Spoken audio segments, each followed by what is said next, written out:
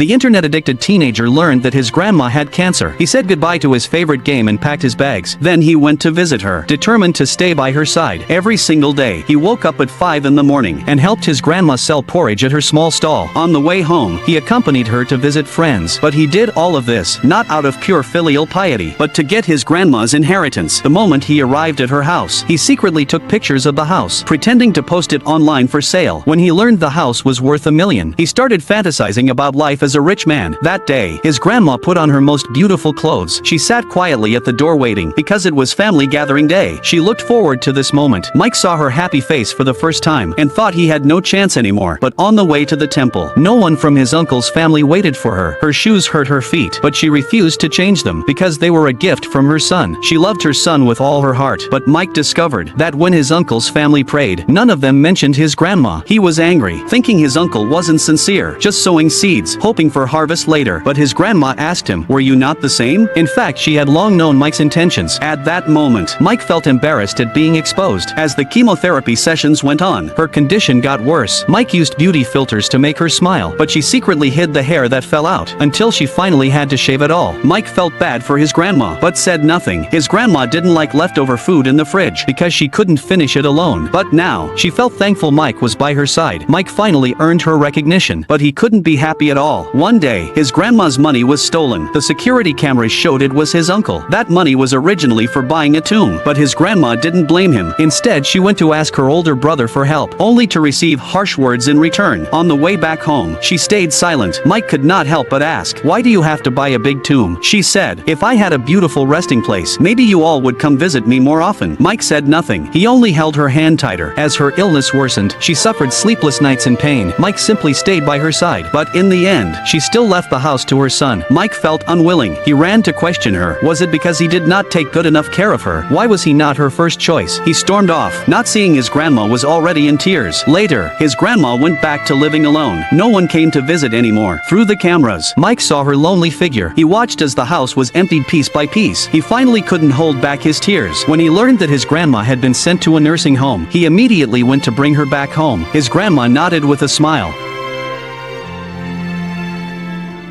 In the end, he accompanied her through her final days. On the day of the funeral, he received a phone call. It turned out his grandma had left him $1 million.